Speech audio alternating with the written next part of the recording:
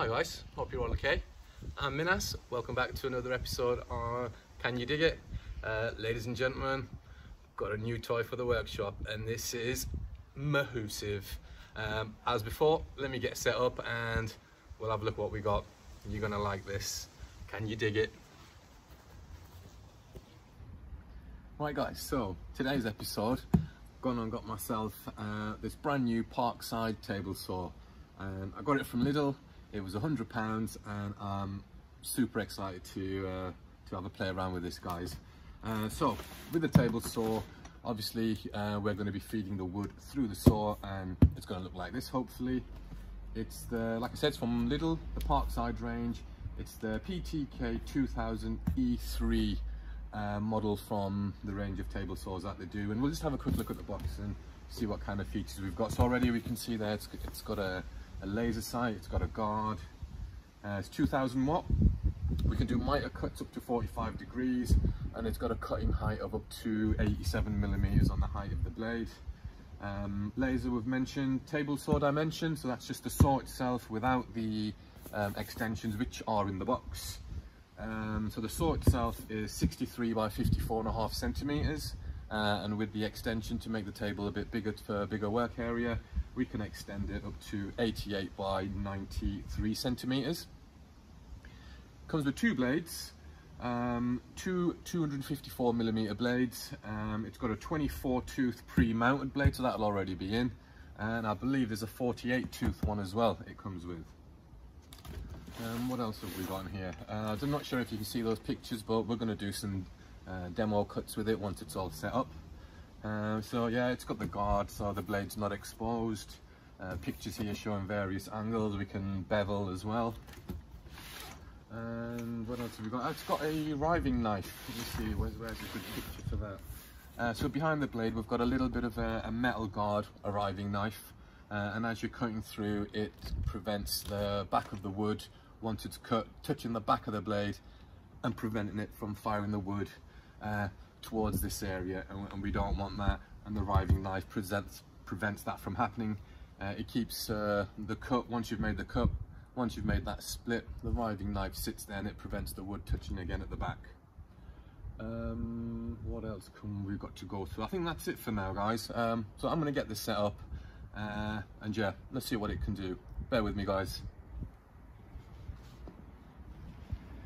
Right guys, and there it is. So it's fully assembled, and the only thing I haven't added on is the laser, and I'll show you why in a second. To be honest, I'm not really a fan of it. It was hard to put on and it just makes it a bit bulky here and a little bit tricky, but I might, but for now I'm not going to put it on. At the back here where I am, you can't see, but at the end we'll have a little bit of a walk around. We've got a dust extraction tube here for shop vac, hoover, vacuum, whatever you want. I've got one of these. This didn't come with it, this is just to have a straight edge. It's one of them things you have on carpets between doors and the next room, and I've just used it to line it up with the blade so I can have a look at the fence at the bottom, and that's this along here.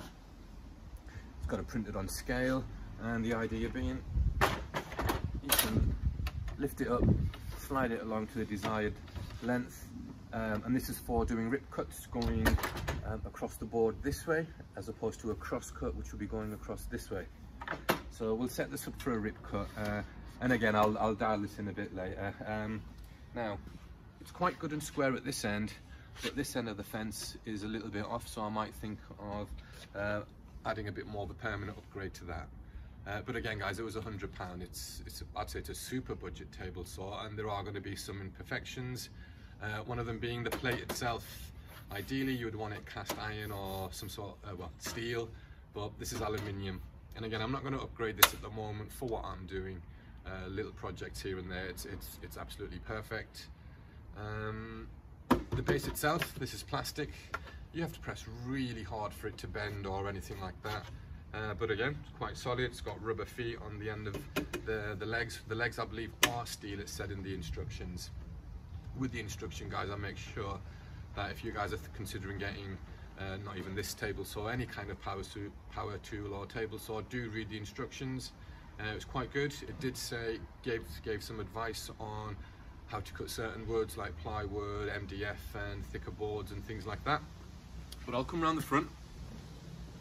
And so the riving knife is here at the back, and we use this to raise and lower the blade.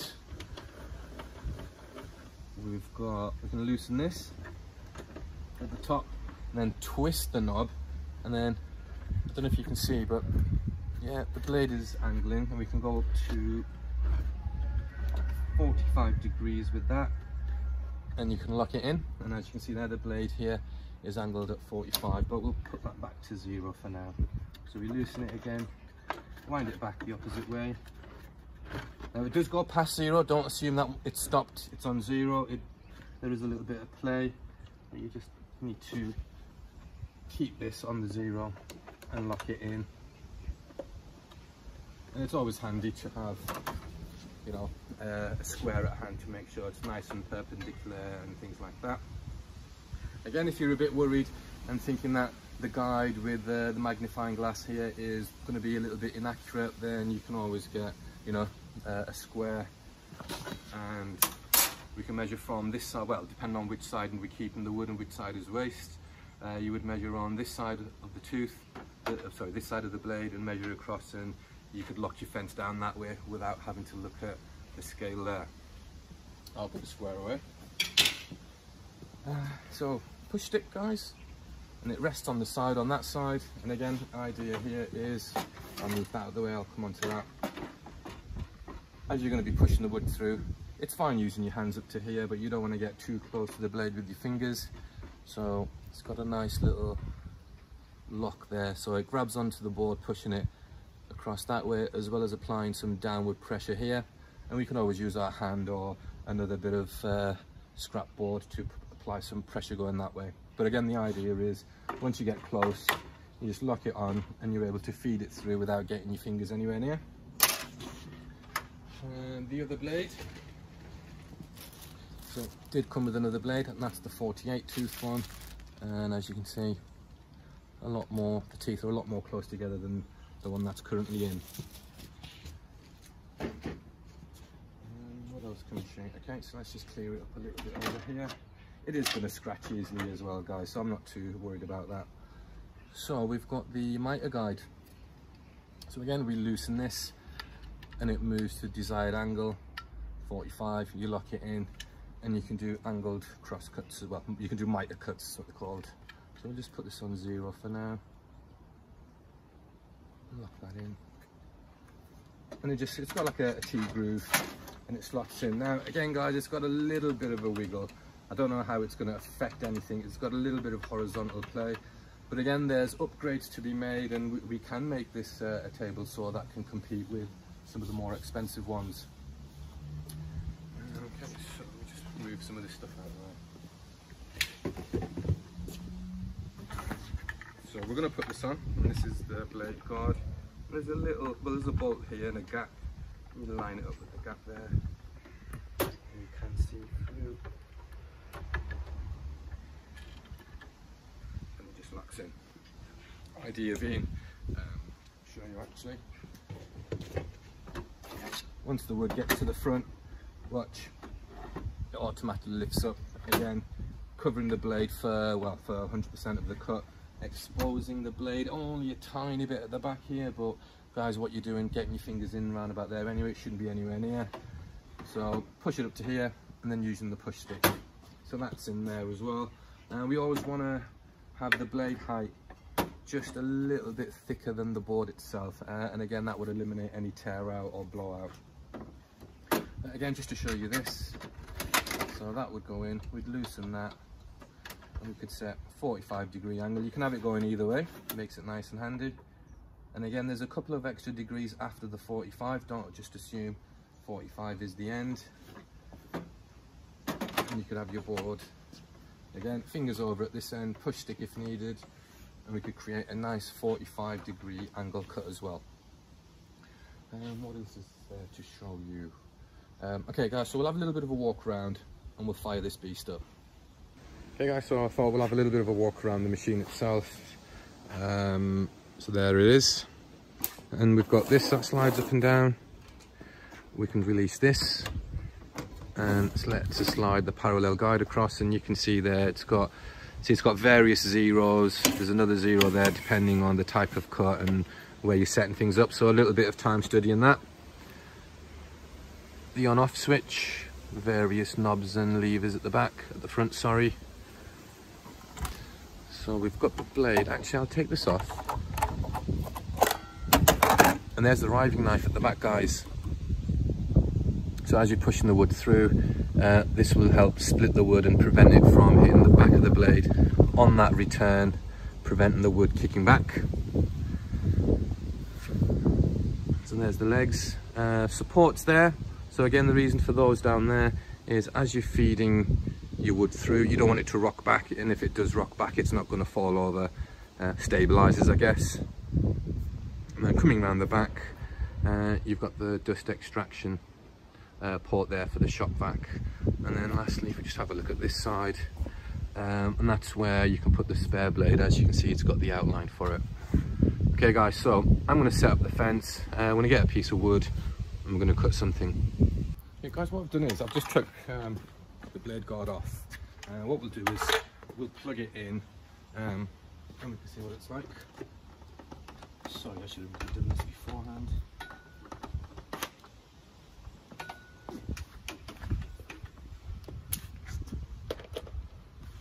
So we're plugged in, we've got nothing on there, and we're just going to hit the on off.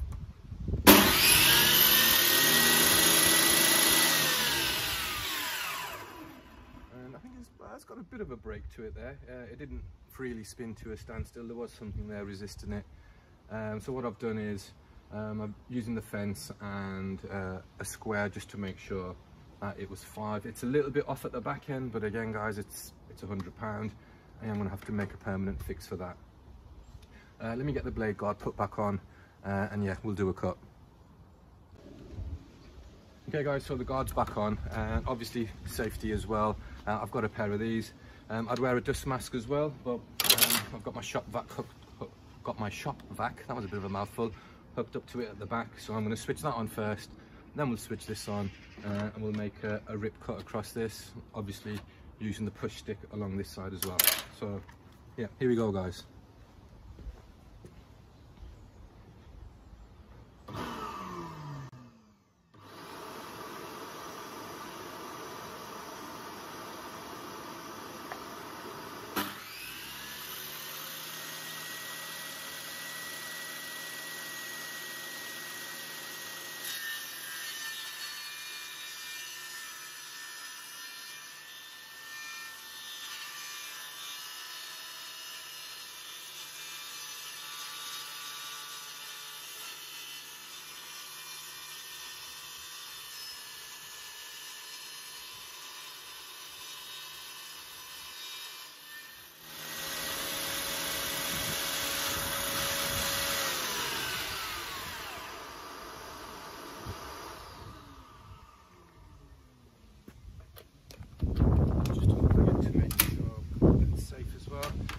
Still a little bit of dust down the bottom here guys, but expecting a little bit more than that.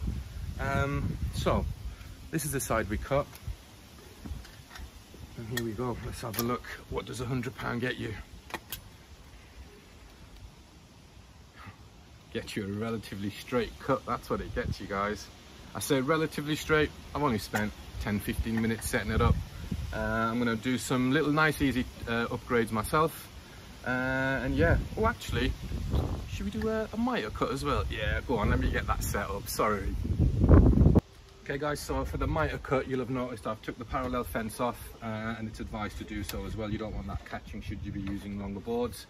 I've set it to a 45-degree angle, and again, we want to be a little bit careful with that because it does go past 45. And again, all we're going to do is we can press up against this side, push stick if needed, but because we're going to be well away from the blade, we can just push it through.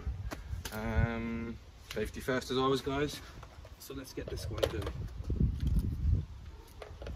So we'll do this cut and we'll wrap things up for today.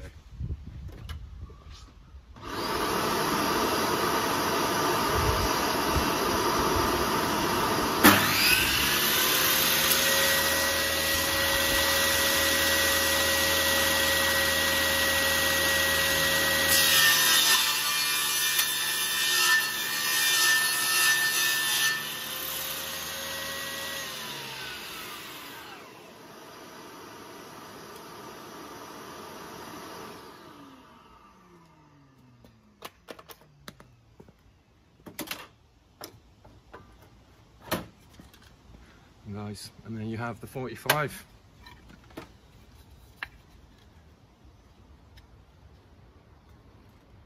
See what I mean? A little bit of tear out, that's with the bigger blade, and it does need, oh, you hit me in the face there. Does need a bit of dialing in, guys, but that's not bad. That's not bad at all. Guys, so far we've done a rip cut, we've done a 45-degree mitre cut. We could do a cross cut going like this with the blade vertical, but it'll just be similar to the mitre, but just straight. So I thought we'd skip that. And as you can see here is I've adjusted the blade. Oh, it's ringing. I've adjusted the blade to the bevel at 45 using the dials at the other end. And the way to do that is, yeah, I showed you at the start. But one of these can be handy as well, guys. And you would just, that's got the 45, it's a speed square. And you can just slide it up to the blade, and if it needs any tweaking or adjustments, we can do that at that end. But I've also seen some digital angle finders. It's a little box, magnetic, and it would just magnetically stick to the blade. And as you're dialing your angle in at the bevel at the front, it would read out the angle, and that would, you know, dial it into, I think, 2 decimals. So that's really good. So guys, with this one, again, you need to adjust the blade height so it's slightly taller than the board itself. That's a little, no, that's fine. I'll drop it down maybe a mil or 2. So yeah, so this is going to be a bevel cut with the blade angled at 45, guys.